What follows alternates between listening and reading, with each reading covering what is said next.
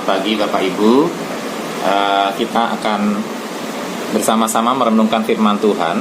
Saya mengajak kita membuka firman Tuhan dari 2 Tawarik 35 ya. Di bawah judul perikop Yosia merayakan Paskah. Yosia merayakan Paskah. Kemudian Yosia merayakan Paskah bagi Tuhan di Yerusalem.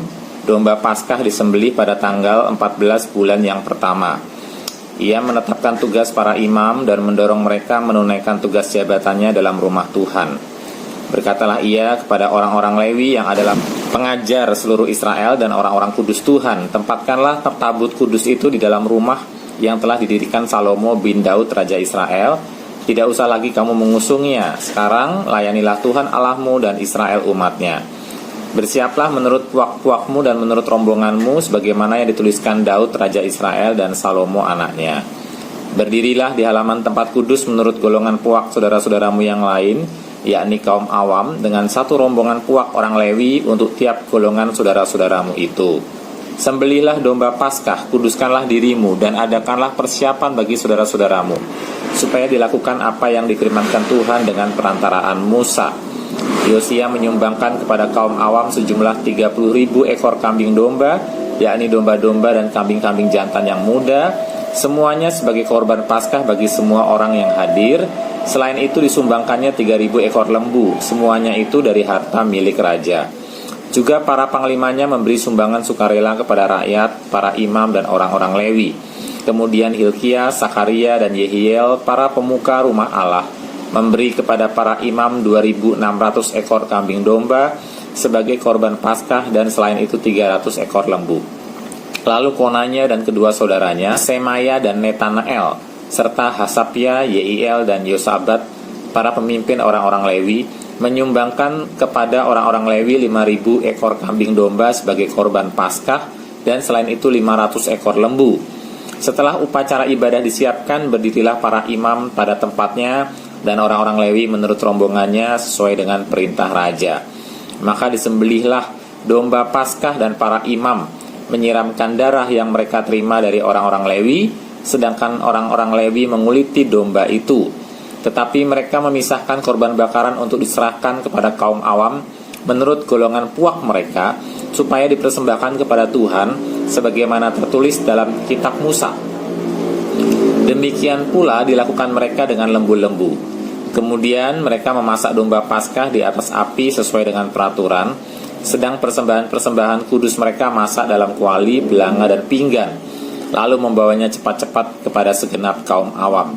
Kemudian mereka menyediakannya bagi dirinya dan bagi para imam, karena para imam yakni anak-anak Harun sampai malam hari sibuk mempersembahkan korban bakaran dan segala lemak.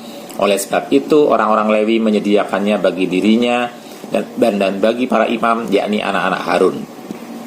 Para penyanyi yakni Bani Asaf ada pada tempat mereka sesuai dengan perintah Daud, Asaf, Heman dan Yedutun pelihat raja itu. Juga para penunggu pintu gerbang ada pada tiap-tiap pintu gerbang.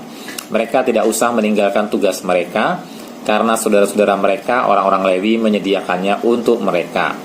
Demikianlah seluruh upacara ibadah bagi Tuhan disiapkan pada hari itu untuk merayakan Paskah dan untuk mempersembahkan korban bakaran di atas mezbah Tuhan sesuai dengan perintah Raja Yosia. Pada waktu itu orang Israel yang hadir di situ merayakan Paskah dan hari raya roti tidak beragi selama 7 hari. Paskah semacam itu tidak pernah lagi dirayakan di Israel sejak Nabi Samuel.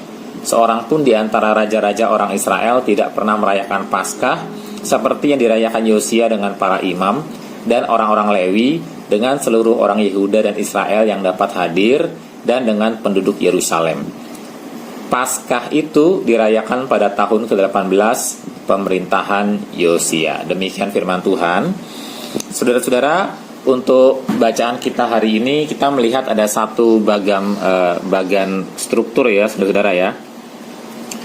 Jadi yang kita baca hari ini adalah bagian A yang bawah itu ya, A aksen 35 ayat 1 sampai 19, the Passover atau Paskah. Kalau kita lihat urutan garis besar kisahnya, yang di atas itu kita melihat bahwa bangsa itu sebelumnya bangsa itu mengalami yang namanya pembaharuan ritual ya, pembaharuan ritual ya, kemudian mengalami yang namanya ya kitab Taurat Tuhan itu ditemukan ya, kemudian mengalami yang namanya Nabiah Hulda itu memberikan nubuatan tentang kehancuran Yerusalem. Lalu sebagai paralel dari pasal 34 ayat 14 sampai 21 ada ayat 29 sampai 33 tentang pembacaan kitab perjanjian atau kitab hukum Taurat itu ya. Dan hasil dari pembacaan hukum Tuhan ini, kitab perjanjian ini, hasilnya adalah Paskah. Nah, jadi saudara, dari awal kita melihat sudah ada usaha ritual, tapi ritualnya dilakukan tanpa adanya hukum Tuhan yang menuntun ya.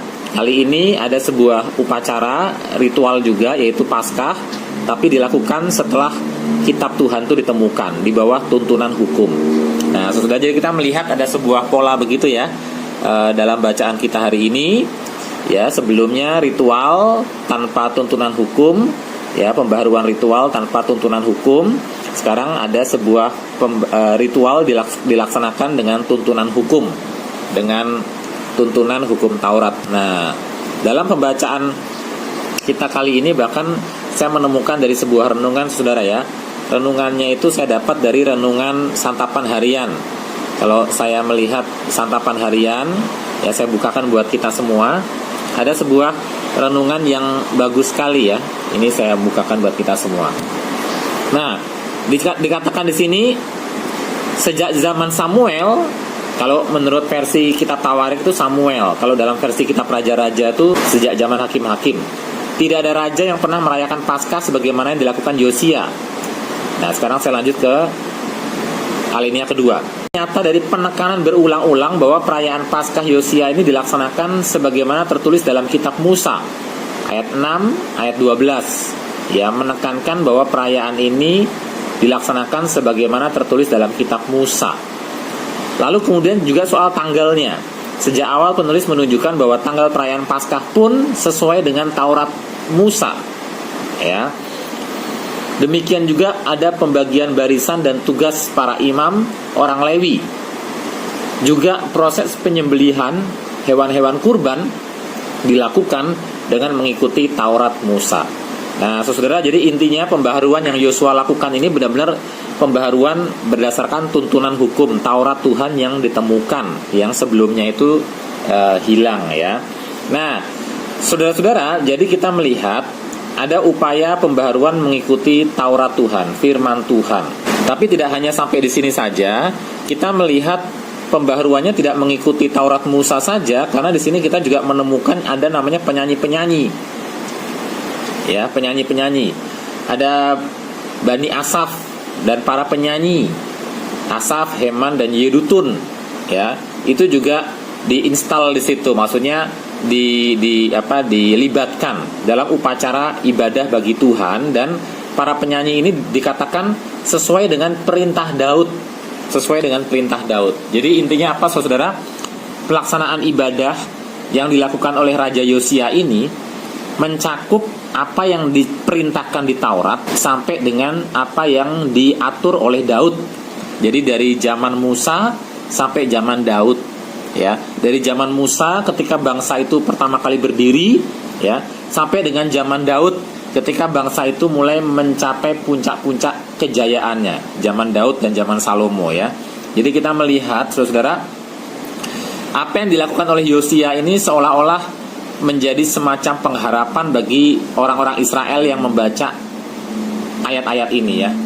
Ya, kan ayat ini 2 Tawarik 35 ini ditujukan kepada bangsa Israel atau umat Tuhan yang baru keluar dari pembuangan, yang dalam keadaan prihatin sekali. Bait Allahnya hancur, ya. Nah, kitab ini ditujukan untuk orang-orang Israel yang baru keluar dari pembuangan.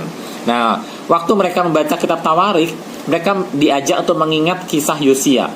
Yosia itu raja terakhir yang paling saleh, dan raja terakhir yang paling saleh ini membangun kembali ibadah Paskah kepada Tuhan, kembali membawa bangsa itu kembali kepada Tuhan, dan mempraktekkan Paskah itu sesuai ajaran Taurat sampai dengan pengaturan Daud. Dari mulai bangsa itu awal berdiri sampai dengan ketika Daud itu memerintah membawa Israel pada puncak kejayaannya. Jadi seolah-olah Yosia ini menjadi harapan umat ya. Yosia ini menjadi harapan umat bahwa bangsa itu pernah mengalami satu kali masa pemulihan kembali kepada keadaan-keadaan awal. Nah, orang-orang dari pembuangan, orang-orang yang baru keluar dari pembuangan ketika membaca ayat ini tentu harapannya muncul ya. Dulu di zaman Yosia pernah terjadi bagaimana bangsa itu seolah-olah kembali ke masa-masa kejayaan mereka ketika ibadah kepada Tuhan itu terpelihara, begitu ya. Nah, kali ini kita yang baru keluar dari pembuangan membaca kisah Yosia ini, tentunya kita diajak untuk berharap ya. Seperti ini loh kehidupan umat Tuhan, umat yang beribadah kepada Allah seperti zaman Musa dan Daud ya. Umat yang menyembah Tuhan, umat yang sungguh-sungguh mengabdi kepada Tuhan, bukan umat yang menyembah berhala, umat yang mengalami kejayaan. Nah, saudara, jadi orang-orang di pembuangan ketika membaca kisah ini mereka akan merasa dihibur, ada satu pengharapan bahwa seburuk apapun keadaan kita hari ini, sejelek apapun, sehancur apapun keadaan kita hari ini, selalu ada harapan di mana ibadah kepada Allah itu dipulihkan. Kehidupan bangsa kita yang setia kepada Tuhan itu dipulihkan. Buktinya pernah terjadi di zaman Yosia. Masih muda, dipakai Tuhan luar biasa. Nah, Bapak Ibu, yang kedua yang saya mau ajak kita untuk merenungkan adalah di sini ada keterlibatan raja. Raja namanya Yosia. Ada keterlibatan para imam dan orang-orang Lewi. Kita lihat ya, anak-anak Harun terlibat di dalam ibadah Paskah itu. Dan yang ketiga, dikatakan ayat 18, Paskah semacam itu tidak pernah lagi dirayakan di Israel sejak zaman Nabi Samuel. Jadi penekanannya adalah kata nabi di sini. Saudara, jadi apa yang dipraktekkan di sini seolah-olah si penulis Tawarik ingin mengingatkan pentingnya seorang nabi, peran seorang nabi. Seperti zaman Nabi Samuel dulu, itu terakhir kali Paskah seperti ini dirayakan. Jadi nabi itu penting. Nah, teman-teman, jadi di sini kita melihat ada peran imam, raja, nabi. Raja, imam, nabi. Tapi ketiga-tiganya tidak terwujud secara sepenuhnya dalam satu pribadi pada zaman Yosia, karena rajanya beda, imam-imamnya beda, nabinya beda. Keadaan yang jaya seperti yang Israel alami ini memang pada akhirnya tidak pernah dialami lagi sebagai satu kehidupan, sebagai satu bangsa ya. Karena memang akhirnya kejayaan Israel itu memuncak pada diri satu pribadi, yaitu bernama Tuhan Yesus Kristus. Tuhan Yesus Kristuslah yang dikatakan Dia itu akan membawa lagi kejayaan bagi Israel, kemuliaan bagi Israel. Itu bisa kita baca di dalam ucapan seorang tua ya, seorang tua ya yang bernama Simeon dan Hana. Nah, saudara, dikatakan oleh Simeon dan Hana ketika Yesus itu berumur sekitar 40 hari lebih ya. Sekitar Yesus ketika masih bayi berumur 40 hari lebih dibawa oleh mama papanya ke Yerusalem. Dan di Yerusalem itu ada seorang nabi bernama Hana ya kan. Dan ada seorang tua bernama Simeon yang mengucap syukur. Dikatakan begini ya, sekarang Tuhan, biarlah hambamu ini pergi dalam damai sejahtera sesuai dengan firman-Mu, sebab mataku telah melihat keselamatan yang daripadamu, yang telah Engkau sediakan di hadapan segala bangsa, yaitu terang yang menjadi pernyataan bagi bangsa-bangsa lain dan menjadi kemuliaan bagi umat-Mu Israel. Jadi yang membawa kemuliaan bagi Israel bukan Yosia, dan juga bahkan bait Allah kedua yang dibangun di zaman pasca pembuangan itu juga bukan. Jadi di mana kemuliaan Israel itu kembali hadir melalui pribadi Tuhan Yesus. Dan Tuhan Yesus itu adalah pribadi yang di dalamnya menyatu tiga jabatan itu. Yesus adalah raja, Yesus adalah nabi, Yesus adalah imam. Bagaimana Yesus menjadi raja? Karena dikatakan Yesus yang memegang kekuasaan, segala kuasa telah diberikan kepadaku di bumi dan di surga. Jadi sejak kelahirannya pun dinubuatkan bahwa yang lahir itu adalah seorang raja, ya kan? Makanya orang-orang Majus datang membawa persembahan seperti persembahan untuk seorang raja. Yesus adalah raja yang memerintah hidup umatnya. Kedua, Yesus adalah nabi, karena melalui dia keluar perkataan-perkataan firman Tuhan. Bahkan Yesus sendiri adalah firman atau kalimatullah itu sendiri. Yang ketiga, Yesus adalah imam, karena dialah yang mempersembahkan kurban kepada Allah, kurban yang sejati. Hanya saja kali ini kurbannya adalah dirinya sendiri. Dia membawa dirinya sendiri sebagai kurban kepada Allah. Dia berdoa bagi umatnya dan mempersembahkan kurban kepada Allah. Yesus adalah Raja, Imam, Nabi. Dan itulah yang digenapi di dalam Tuhan Yesus, bukan pada Raja Yosia, bukan juga digenapi ketika mereka baru keluar dari pembuangan, ketika membangun bait Allah yang kedua. Bait Allah yang sesungguhnya adalah Tuhan Yesus. Nah, Bapak Ibu Saudara, bagi kita yang hari ini sudah memiliki Yesus dalam hidup kita, maka kita patut mengucap syukur karena Yesus adalah Raja, Imam, dan Nabi bagi kita. Jadi kepada Dialah kita menundukkan diri karena Dia Raja kita. Kepada Dialah kita mendengarkan perkataan atau firman karena Dialah Nabi kita. Dan oleh Dialah kita diselamatkan karena Dialah yang mendoakan kita dan mengorbankan dirinya bagi kita. Dia adalah imam bagi kita. Nah, Bapak Ibu, bagaimana hidup kita? Bagaimana hidup anak-anak kita? Apakah sudah diperintah oleh Raja, Imam, Nabi yang bernama Yesus ini? Dan melalui pelajaran bangsa Israel, bukan pada zaman Yosia saja ternyata bangsa Israel kembali kepada Tuhan, tapi kehadiran Yesus akan bahkan membawa segala bangsa untuk kembali kepada Tuhan. Dikatakan oleh Simeon yang sudah tua ini, mataku telah melihat keselamatannya daripadamu yang telah engkau sediakan di hadapan segala bangsa, yaitu terang yang menjadi penyataan bagi bangsa-bangsa lain. Hanya melalui Yesus kita akan bisa kembali beribadah kepada Tuhan dan mengalami yang namanya persekutuan dengan Allah pencipta langit dan bumi.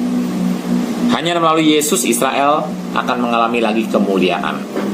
Saudara, biarlah firman Tuhan ini menolong kita untuk kembali memusatkan hidup kita kepada Tuhan Yesus. Ingat, Natal yang kita jelang dan segala persiapan-persiapan yang sedang kita lakukan terkait dengan Natal ini, biarlah semuanya juga kembali berpusat hanya kepada Tuhan Yesus.